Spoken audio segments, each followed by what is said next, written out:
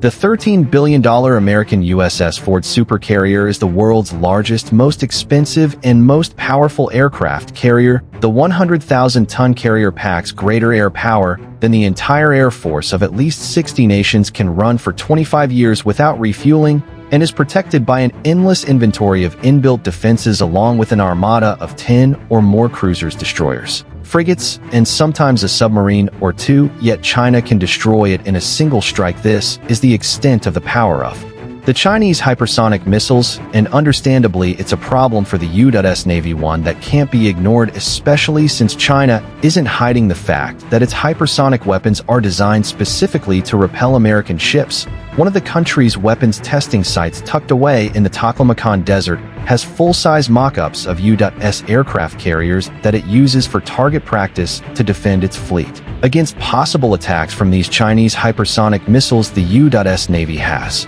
turned to high-power lasers armed with hundreds of millions of dollars of investment funds to ensure that American laser weapons triumph over Chinese hypersonic missiles. As tensions continue to rise between the two countries, China is positioning itself as the most consequential rival to the United States. Both its economy and military are growing at exponential rates, and so a war between both nations could send shock waves around the world. Despite this possible widespread impact, a U.S.-China war isn't exactly far from impossible. Tensions riddle the relationship between the two world powers, particularly as a result of China's undying wish to absorb Taiwan into its territory and the U.S.'s unrelenting desire to ensure Taiwan remains a free state. U.S. President Joe Biden even went as far as signing a defense spending bill, including up to $10 billion in assistance for Taiwan. In addition to Taiwan, China also claims sovereignty over nearly all of the South China Sea, extending thousands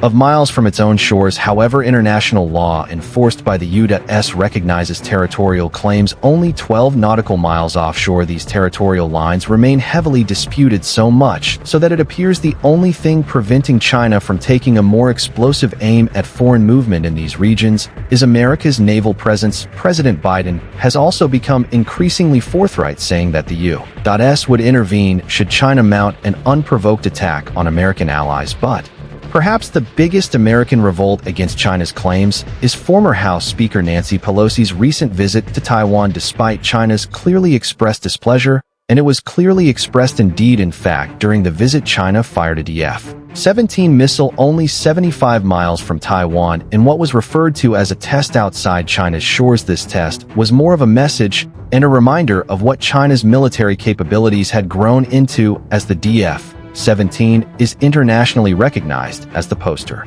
missile of China's hypersonic missile prowess. The DF-17 and the Xingkong-2 are China's two main hypersonic missiles. The DF-17 was officially unveiled on October 1, 2019.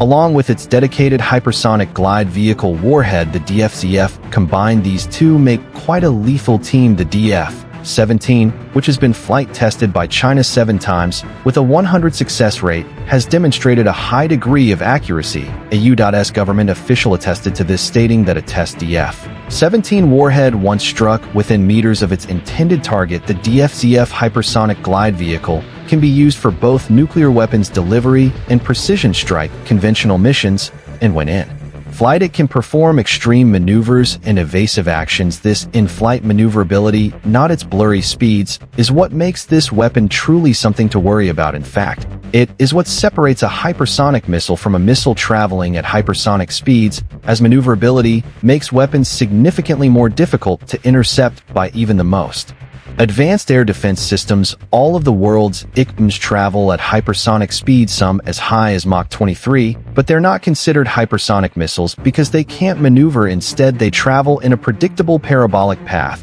that makes them easier to be intercepted and defended against. While Russia also possesses hypersonic missiles, China's arsenal worries the U.S. Navy the most. Their DF-17 is a 36-foot-long, 33,000-pound weapon that can fly as high as 197,000 feet at Mach 5+. speeds to take out targets 600 miles away. Their less renowned second hypersonic missile, the Xingkong 2, has a flight ceiling of 98,000 feet, a top speed exceeding Mach 6, and a maximum operational range of 6,200 miles. The Xingkong 2, also known as the Sky Star 2, flies similarly to the DFZF. It is attached to a booster rocket that shoots a later-release maneuverable warhead into Mach 5+ speeds. The Xingkong 2, however, comes with the added bonus of being a wave rider. A wave rider is any flight vehicle that rides its own shock waves for greater lift, less drag, greater range, and overall improved performance. During its first flight test on August 3,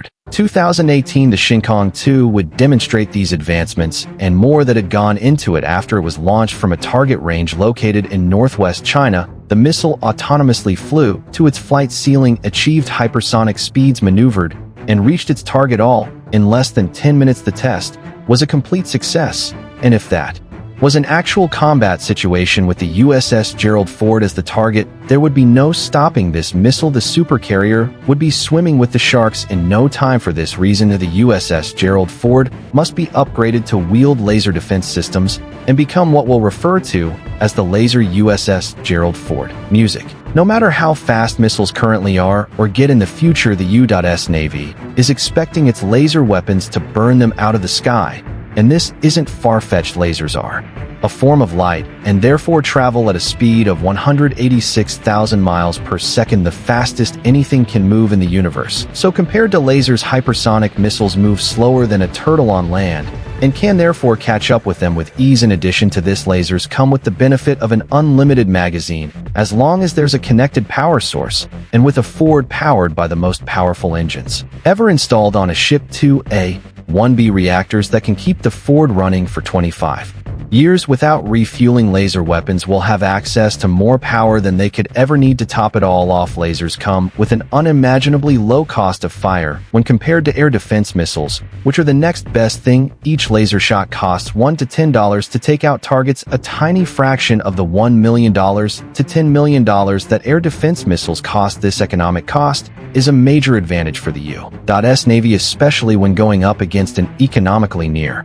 peer adversary like China. With the benefits confirmed, it was time to build a laser weapon that could be fitted on the USS Ford, one that's capable of taking out hypersonic missiles from the sky. And for the U.S. Navy, this meant building a series of laser weapons one after the other, increasing their power ratings every step of the way. In 2014, the first of these weapons was finished and ready for sea trials. It was a 33 kilowatt and SCQ-3 laser weapon system, also known as LAWS, was tested twice from the forward deck of the amphibious transport ship USS Ponce. The results were encouraging, and research furthered on this resulted in a second, stronger laser weapon known as the high-energy laser with integrated optical dazzler and surveillance system, or Helios for short. Helios is a $105 million 60-kilowatt laser weapon developed by Lockheed Martin. It was the first permanent laser weapon on a destroyer and can integrate with the ship's advanced Aegis radar and weapons control system.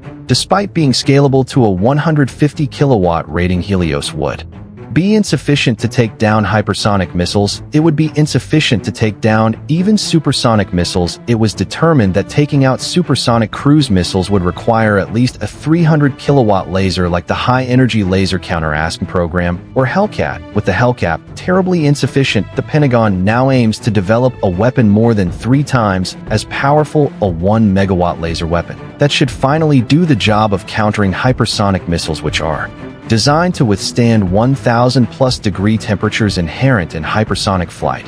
And a 1 megawatt laser weapon isn't too far off either. The Navy already awarded a contract at Northrop Grumman to develop such a weapon, and in July 2022 the company completed a preliminary design of a high-energy laser that combines several laser beams into one powerful 1 megawatt ray. This weapon could be the difference between the USS Ford and other American carriers becoming massive vulnerable wastes of billions of dollars, or remaining the indomitable, most powerful megaships of the U.S. Navy. That is how much of an impact a laser weapon could be in this ongoing silent battle between the U.S. and China. It gives the U.S. Navy with the power to destroy China's fastest, most advanced missiles in the twinkle of an eye, and at the cost of a cup of coffee. And according to experts, each shot would get even cheaper if you subscribe to this channel. and give this video a like, so do so now, and thanks for watching.